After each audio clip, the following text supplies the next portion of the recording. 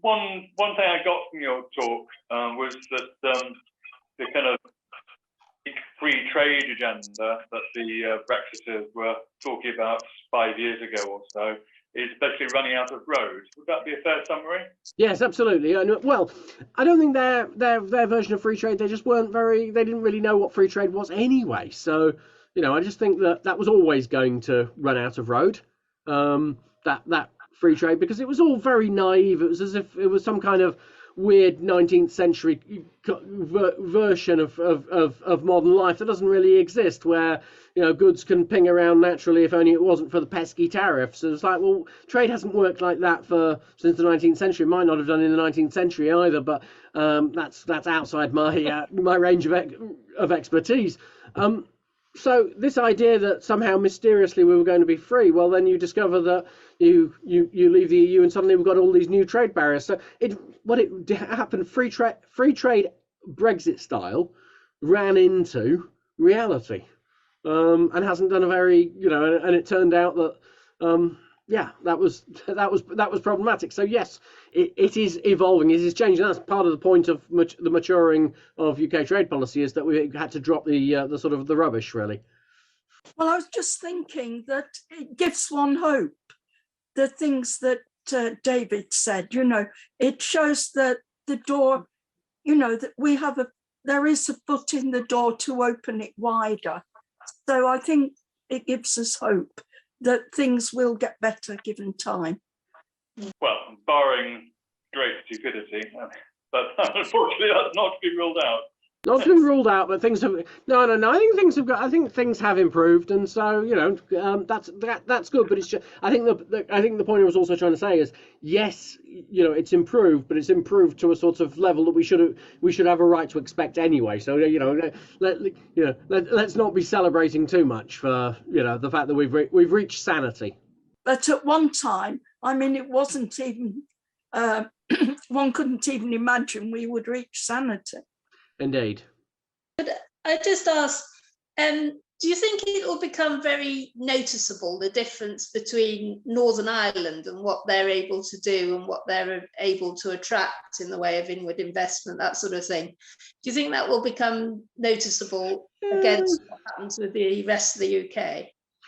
Hard to tell, because at the moment Belfast and Northern Ireland are economically sort of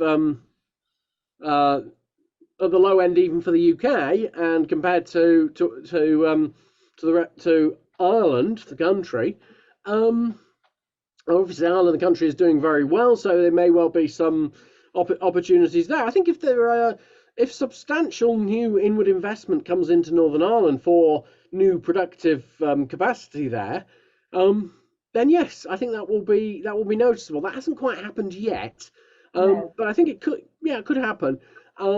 People have been interested when they've talked to me about whether their businesses might benefit from setting up in Northern Ireland. It's been maybe while the politics is maybe a little uncertain. So what we know about a lot of investors make big ticket investment items is they do want a certain amount of predictability, and perhaps they don't feel they're going to get that even now in Northern Ireland. They're not going to get it in the rest of the UK either.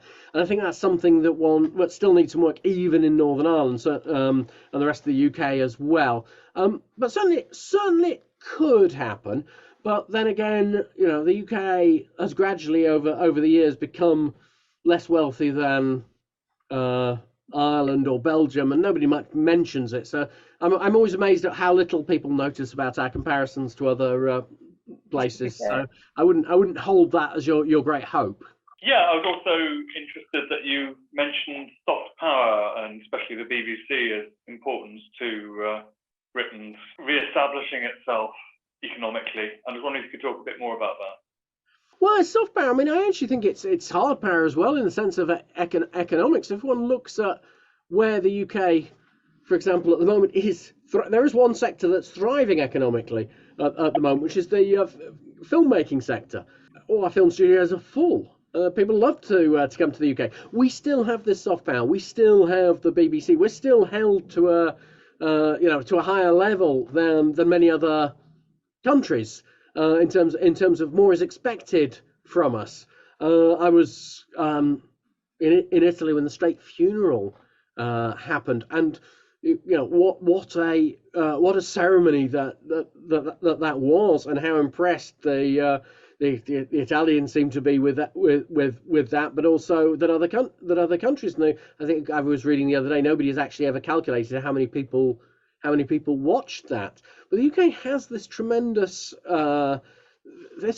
position, obviously the English language, but universities, but the BBC, culture, various things, which we haven't really done very much to help. Brings us huge amounts of money, creates us huge amounts of soft power.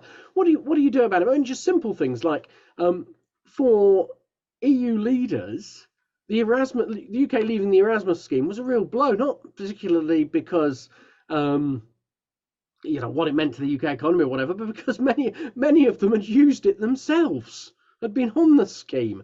And so just simple things like that. Apparently that was just a sort of snap decision with no thought given by the Prime Minister.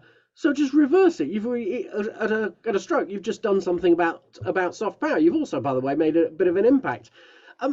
I do think, if we're going to go to a completely different relationship, I think we've got to be careful about being too strong on trying to sort of break our ties with China. I still think we want to be an open economy. We want people to come here, not to come here to do bad things or to send us goods that are associated with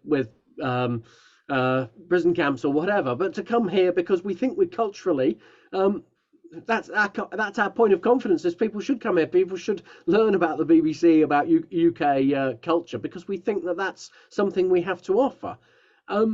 So we should do that, and we should be open to Chinese visitors. We maybe have to do a bit more on on our visa access. We want people to visit. We want people to think this is a place I can do business in. This is a place I could set up business in. And that comes a lot from this soft power. So yes, we should be doing more to pay money into the BBC, but we should also be aware, for example, on universities, that a lot of other countries are now offering that courses in English language, not English-speaking countries. So we don't have this all to ourselves. I think there's a bit of complacency as well. But yes, in general, the areas of our strength, I think it's really silly, the fact that the UK rarely focuses on the areas we're good at. We always want to try and do things we're not so good at.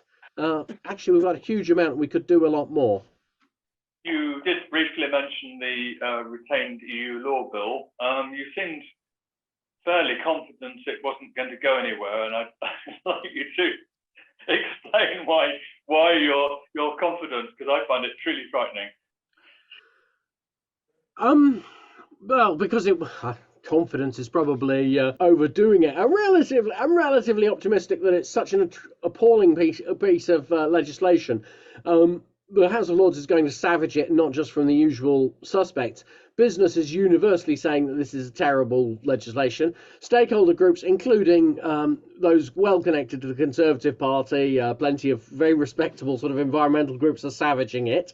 I just think that the government was Rishi Sunak was left with two atrocious bills in the Northern Ireland Protocol Bill and the retained EU law bill, and he couldn't get rid of both of them at the same time. So he managed to get rid of the Northern Ireland Protocol Bill first, and now, given a bit more time, he will, I think, amend or accept amendments, or in some way water it down. My suspicion is that what will happen is that the cut-off date for this will be changed from end of 2023 to, let's say, the end of 2025, making it a welcome gift for the next government, and then it will go through in some form that means that the cliff edge will go, because otherwise the levels of legal uncertainty will be ridiculous. So I'm optimistic that's what happened. Am I,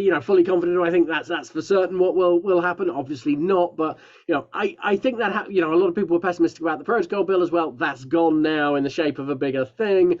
I think if the government was wanting to proceed on the sort of hardline Brexit front, it wouldn't have dropped the protocol bill like that or gone for a Northern Ireland agreement. So I think you know, the direction of travel seems to be very clearly in terms of getting rid of bad things like that, but it might take a few months.